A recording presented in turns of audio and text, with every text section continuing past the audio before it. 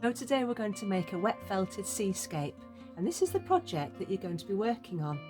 It's a lovely project for people just starting on their wet felting journeys.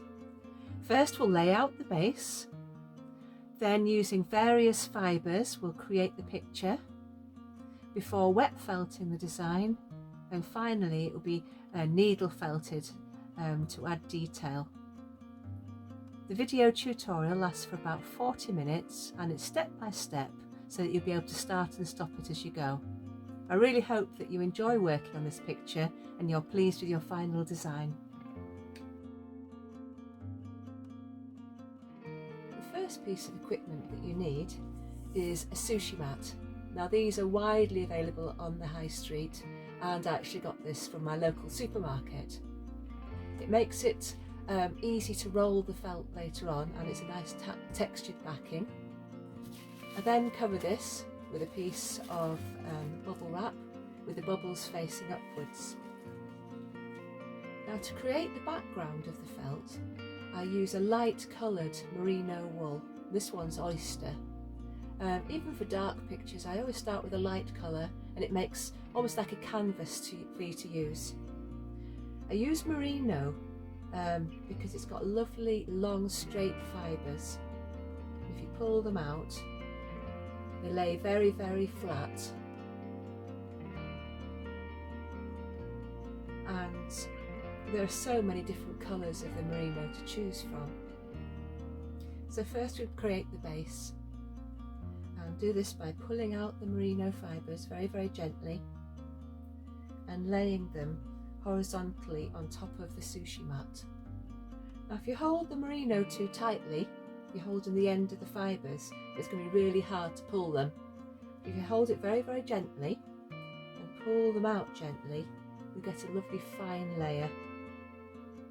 I'm just going to do this quickly. First horizontally, and then the second layer will be vertical. And that gives it strength, almost like the warp and weft in a fabric. So we're just going across the board,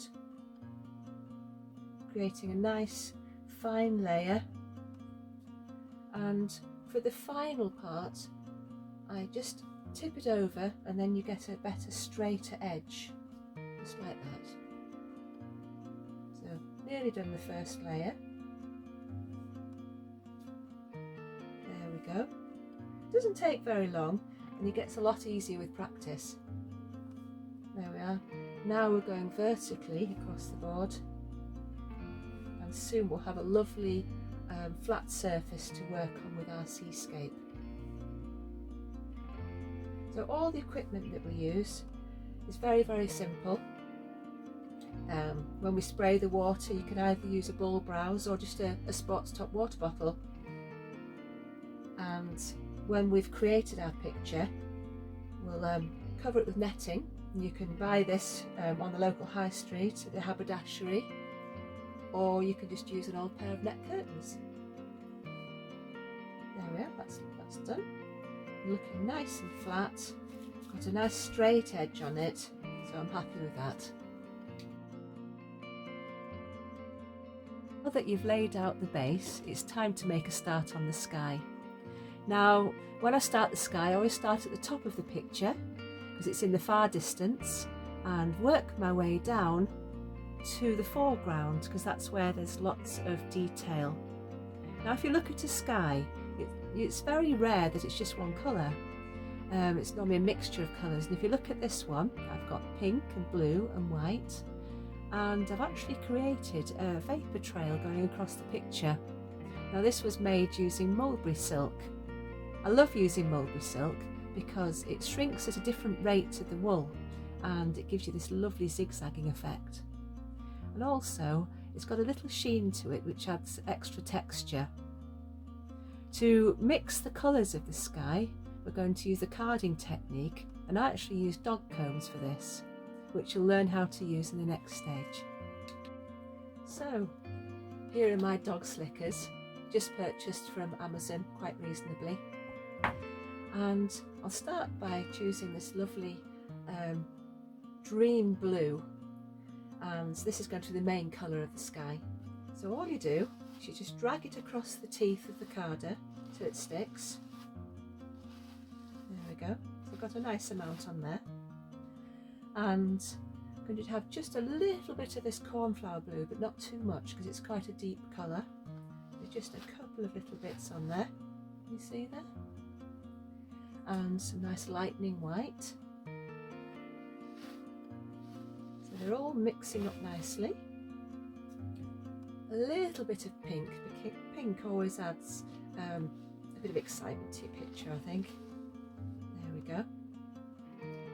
And you get your two carders, and just very, very gently pull them against each other. And you can see it's starting to mix already. And what I normally do is just tip it over so that the colours on the bottom, then on the top, and just quite rapidly but gently mix them together. There we go. You've got a lovely mix of colours for a nice summery sky. I'm just going to pull them off the carders. There we go. You can see this lovely mix. We've got the blues and the pinks and the whites. And I want to keep it quite random. So I'm just going to spread it out and working upside down for me so you can see it a little bit better. I'm going to just gently put it across about the top third of the picture. So there we are, got a lovely random mix there. If you don't have carders, it doesn't matter, because all you need to do is just take a little bit of the colours that you want, and you can either just lay them on individually, or you can just tease them together, and it does exactly the same job, just mixing them like that. In fact, I'll use that little bit, put it across there. So I've got my nice random mix of colours, and here we are, is the lovely mulberry silk that I mentioned. So you can use this quite liberally because you don't want it to be too fine. I'm just going to pull a piece off and drift it across the sky, and immediately that adds interest to the picture because it's got that lovely sheen. The other type of silk that I use is sari silk. Now this has got fibres in of all sorts of different colours. If you can see that, there we are, look. So all I do is pull that out very, very finely, as finely as I possibly can, and tease it out a little bit more because you want to see all these beautiful fibres. There we are, and then just drift that across the picture as well. And any way it falls, there we are, just adds interest to it. So there we are, got a nice summery sky.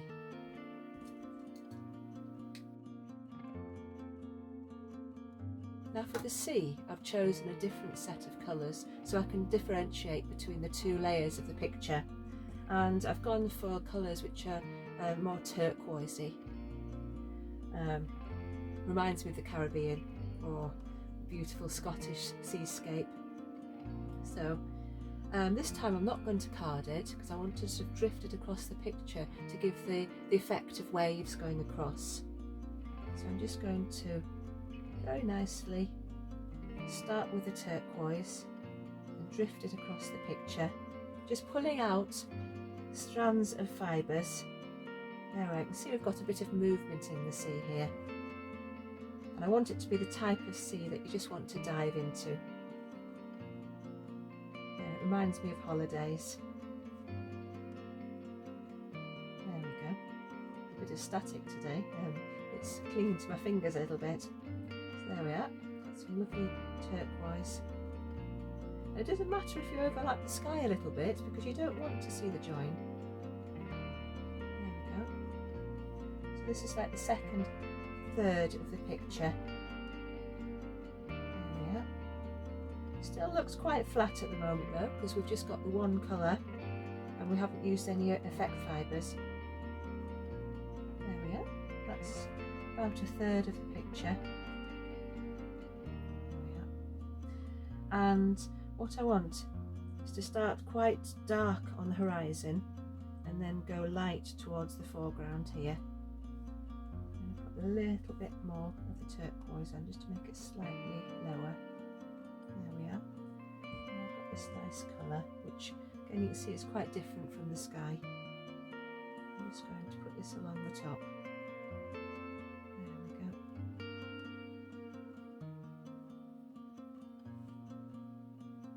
Not too heavily, because I want it to mix quite nicely. And again, just pulling it out finely. There we are. Have a little bit more on the bottom. Just spread it out. And because I want the horizon to be quite obvious, I'm going for this much darker blue. This is a midnight blue. Just going to lay it across the horizon there. This might move a little bit when we are wet felting, but we can always lift up the mesh and we can move it around in the early stages.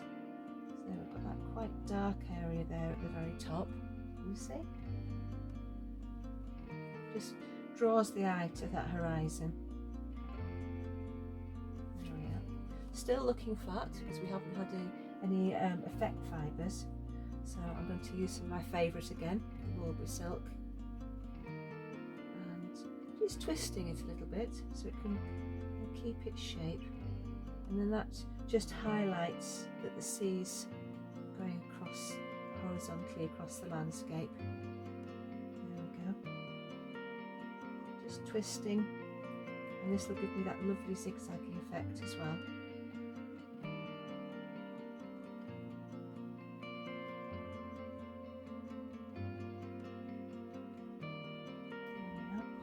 So to accentuate those waves, and to use these curly locks.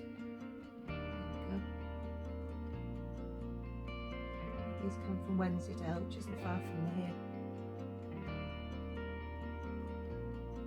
So I live up in the north of England in an area called Teesdale.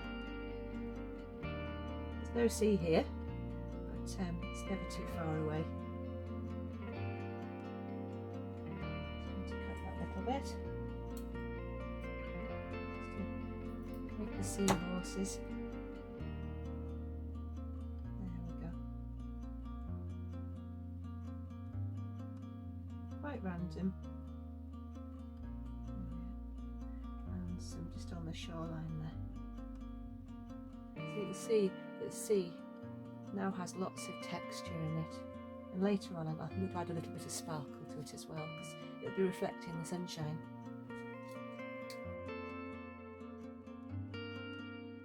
Now it's time to make a start on the beach, and for that I'm going to use the carders again, and I've chosen a selection of colours.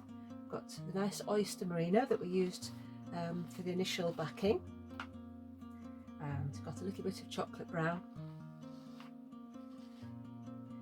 some pewter colour, just putting a little bit of these colours on because I don't want it to be too dark, a little bit of cinnamon, and some nice buttercup yellow. There we are. And for a little bit of sparkle, this is an oyster merino with stellina fibre in. There we are, and you'll see when I start carding how quickly this transfers all the way through the wool. So nice and gently again. Look at that, very, very quickly starting to get a nice sandy colour. Just going to flip it over. There we go. Doesn't take very long. There we are, and just got a nice colour of sand there. Take it off the carder. There we go. Just a quick tease. And I quite like the way that I've still got this darker colour running through it, because it's almost as though it's like the flotsam and jetsam that you get on the beach. So I'm going to just let along the sea line. Not being too careful. There we go. So that's quite a very random mix of colours again for our beach. Getting towards the end of it now.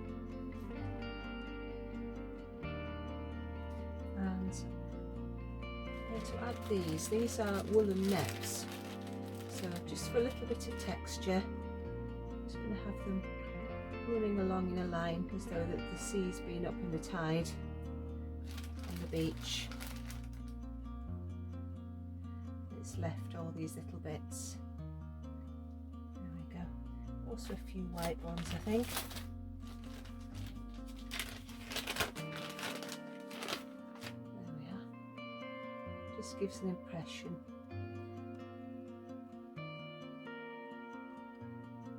And because I want a few little waves, I'll add a few more bits of sparkle just along here. In fact, I might just twist that.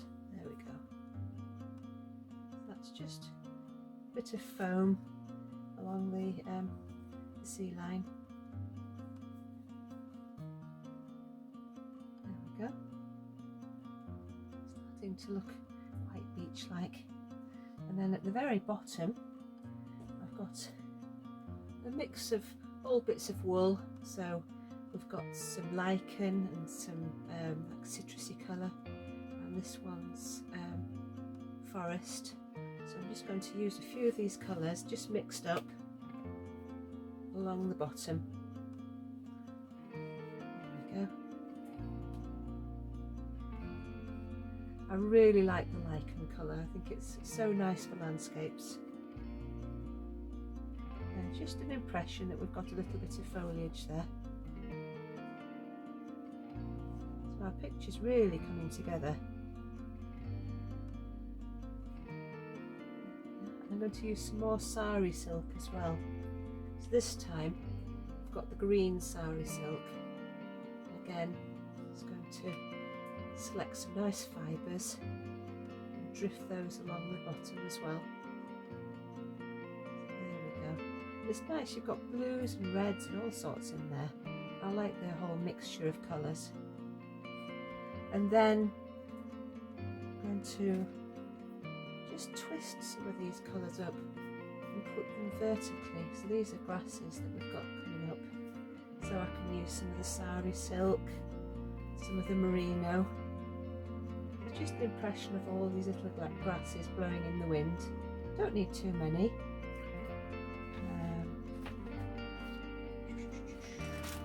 There. I've also got some of the mulberry silk there, which will go all twisted and lovely. There we go.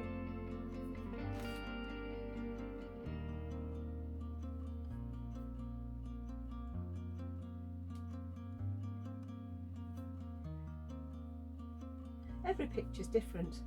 You just see places where you can put things. Let's have a look. We're getting there. Put a little bit more of a darker colour in.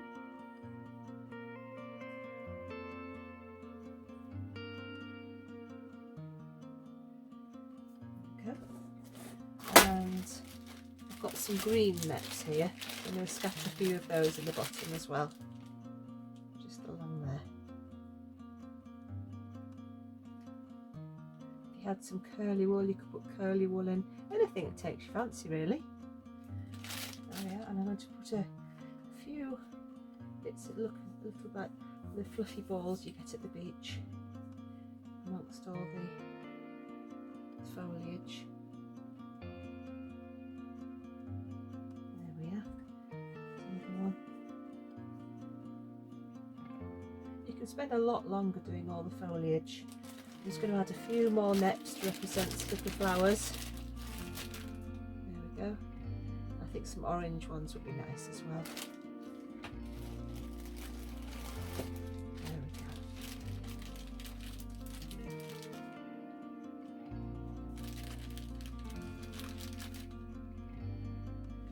So that's the fibres laid out on the picture. See there, just a different shape. There you are. So it's looking very, very similar. You'll notice that the boat's missing off the picture that we've just made, and I'm going to needle felt that on at the end. So the next stage will be the wet felting, which can get messy, but it's good fun.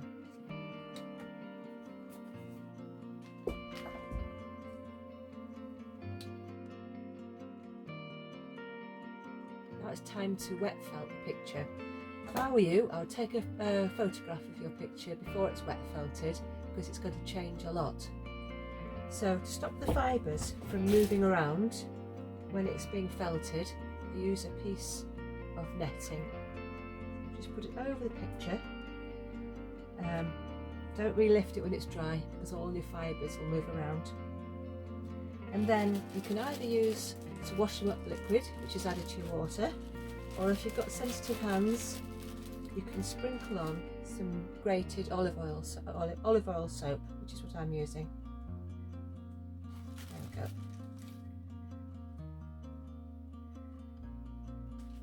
So it's the action of the soap and the hot soapy water, and a bit like when you put a cashmere jumper in the washing machine, it's the agitation and the heat and the soap which will shrink it. This is what we're trying to do with the wool, so it will shrink and then the fibres will knit together and create a fabric for you. So now we've put on the netting, we've put on the soap, and I'm going to transfer some hot water onto the picture. So to do this, I've got a bowl browse.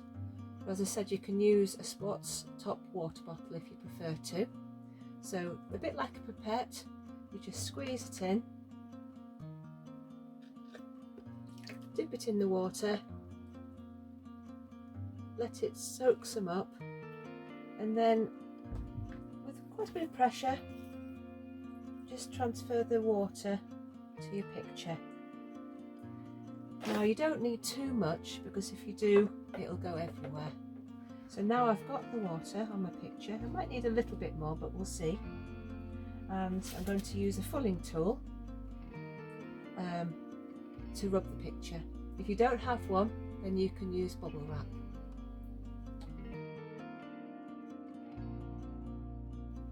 So this is a fulling tool. You can get lots of different varieties. So it's got a textured base, and I'm going to gently rub it over the picture.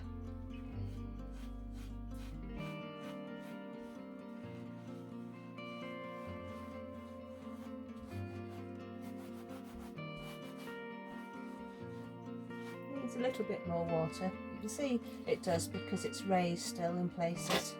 So just where it's raised, I'm going to put a bit more water on. There we go, just around those edges. If you haven't got the fulling tool, just use scrunched up bubble wrap, which will do just as good a job. There we are.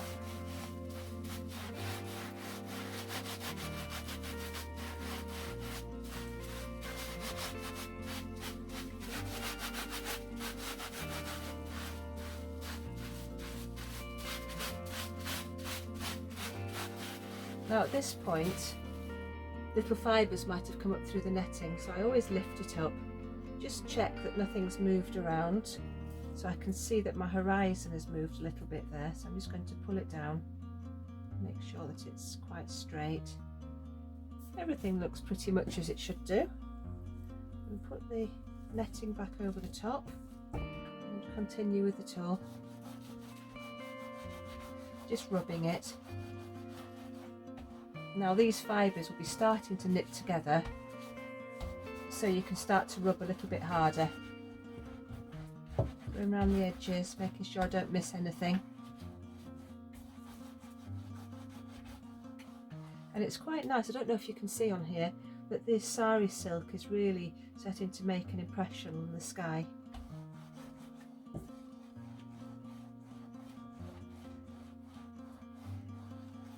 we go. So I'll continue doing this for about 5 minutes.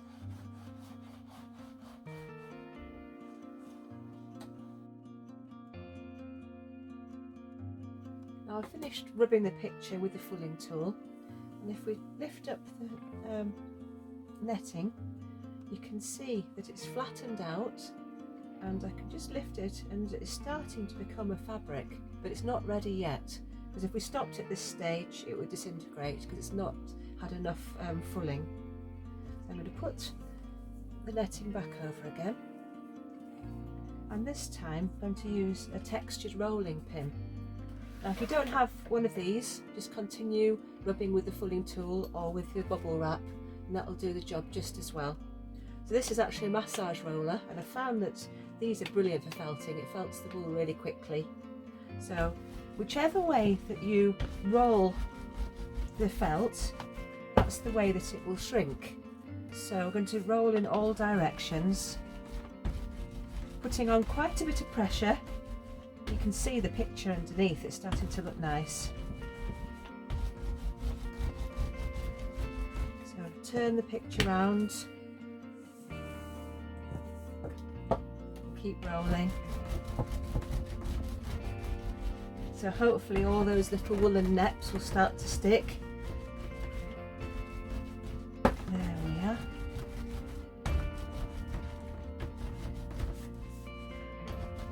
It takes quite a bit of effort, this process. You can get wooden rolling pins as well, which are more traditional. And they're just a wooden rolling pin with ridges carved into it. I'm going to turn it again. If I'd put too much water on, it would now be spurting out. And if that's happened to you, what I suggest is just roll your picture up like that and just squeeze it into the bowl and get rid of some of the water. Because if it's too wet, the fibres just roll over each other and it doesn't felt very well. So again, keep using the rolling pin for another 5 minutes.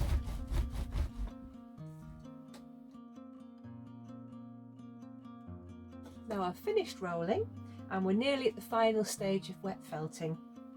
It's always a good idea to have some kitchen roll handy, so if you've got any little drips or bits of water, you can just mop around as you go. Now what we're going to do is we're going to roll up the felt, everything, the sushi mat, the bubble wrap, the felt and the netting all together into quite a tight wrap. There we are, so it's all completely rolled up like that. Again, if you've got any extra water, just squeeze that out at this point.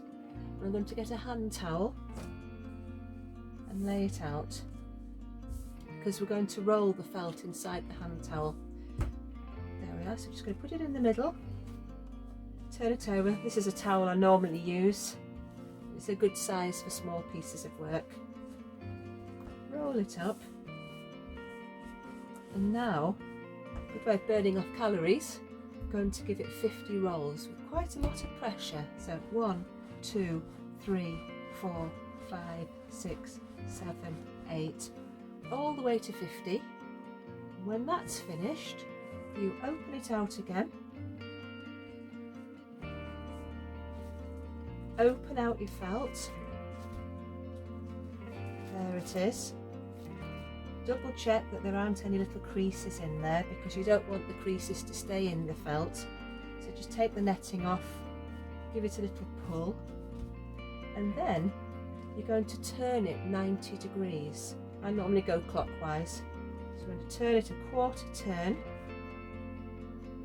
That's why we've got the bubble wrap there. Replace the netting. Then roll it up again. Put it into the towel.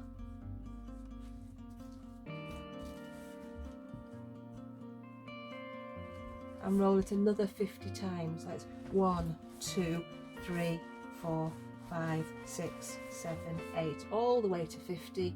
And repeat that so that you've turned your felt in 4 directions and you've given each direction 50 rolls. I'm going to stop recording for a moment and do that, and then we'll have a look to see if the felt is ready. If you find that your felt is moving an awful lot when you're rolling it, I find it helpful to get a piece of pipe insulation, which you get from a DIY store, and just wrap that in the middle, and it gives it a little bit more support. Again, wrap it in the towel.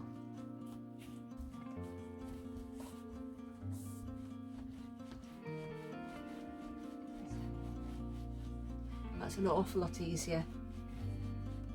I'll keep going.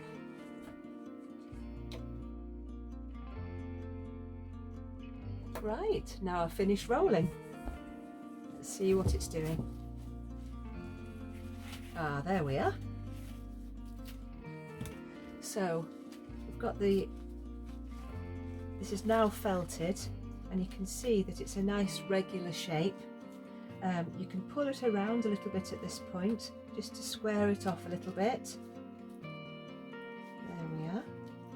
And just to double check that it's felted properly, what I normally do is turn it over and just run my finger over the back, and if it looks like the fibres have stopped moving, then your felt's ready.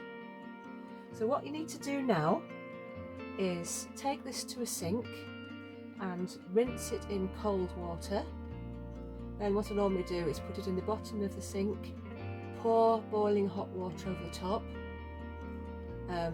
then run some cold water on so that you can handle it, and rinse it again in cold. So it's cold, then boiling hot, then cold, and really give it a good squeeze to squeeze out all of the water, because now you've got quite a robust piece of fabric, so you can give it a very, very good squeeze. And what I normally do is either hang it on the radiator overnight, or I use a hairdryer if I'm in a hurry to dry it quickly.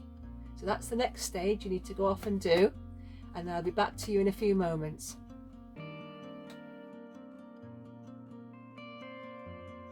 I am back. I've rinsed my felt, dried it with a hairdryer, and I've even ironed it on the back just to make it a little bit flatter for when I'm needle felting it. If you are ironing your felt, don't iron the front, because the stellina fibre that we used will disintegrate. But what I did is I just put a little bit of kitchen towel between my felt and the ironing board to stop any stains going through, and then just ironed straight onto the wool, and it was absolutely fine. I hope you're very pleased with your pictures so far. Now it's just time to add the final details. So what I'm going to do now is I'm going to needle felt a little yacht. Now this is the needle that we use. It's a special felting needle. There we go. And I don't know if you can see it, but there are two little ridges just close to the end there, so that any wool that you press into your work will stick. So I'm going to start by creating a little hole. You can use any colours that you fancy, so if you're lucky enough to have a sailing yacht or something, you could replicate your own yacht. So there we are. I've just gone for a little bit of sort of ruby colour, I would say. And I'm going to put it over on this side here, my little yacht. There's the needle. There we are. So just pressing the wool into the fabric and straighten it up as you go, turning over any loose ends that you've got. So I'm trying to have the stern being quite flat, and then I'm going to make a pointy end for the bow. There we go, very much a generic yacht. So there it is, there's the little bow.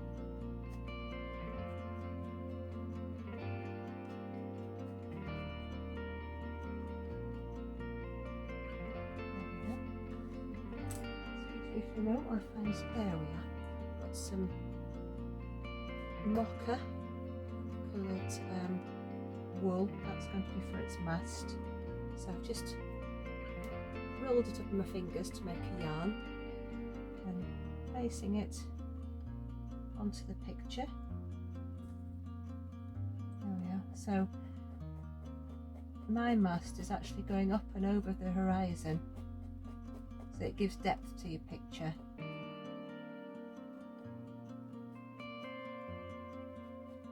I don't often cut my wool. I'm just going to cut the ends off here, especially when you're laying it out.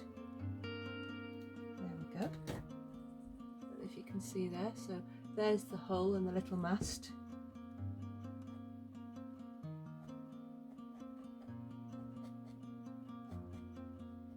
Then I'm going to use some white. This is the lightning white again, just to make, well actually we need a boom, don't we? There we go. So a little bit that goes across underneath the sail. I'm going to put that on again with the brown, if you can see. I'm just going to put that there. These felting needles tend to get lost very easily. There we are, so there's the boom going on.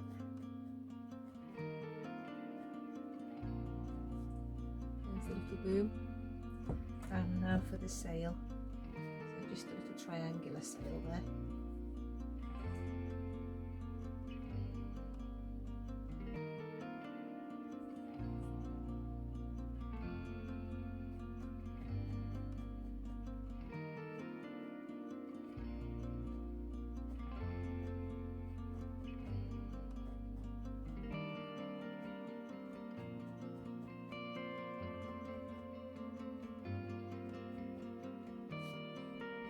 Just a little bit for the jib in front. That's going to be a curved bit of sail, so we're not going to make it too big, just an impression of one there. It's very easy to use the felting needle, and if you're not happy with something, then you can just pull it off. Just a little bit too rounded, so it's going to change that slightly. There we are. So we've got a little sailing yacht there, just done very, very quickly to show you. And the next thing we're going to do is add some shells. Now that's a part that I like doing. I've found some shells that I'm going to decorate the beach with. So a few different varieties. I'm just going to scatter them around just to add interest.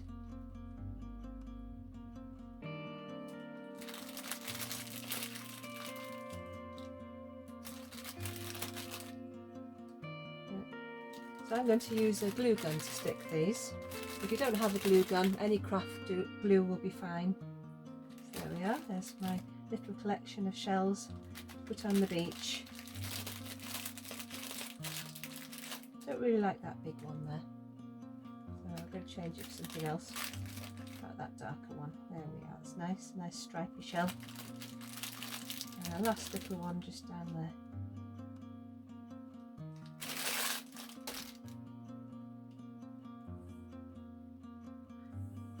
So, I don't know if you can see, I've decided where the shells are going to go, and I've got my glue gun heating up.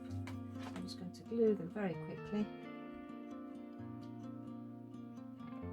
The wool's still slightly damp, but it's okay.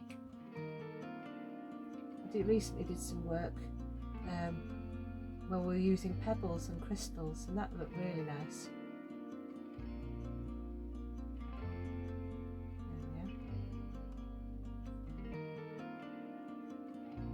If you're not lucky enough to live near a beach, you can buy the shells online, which is what I did. Nearly there. We've nearly got a completed picture on the shell. There we are.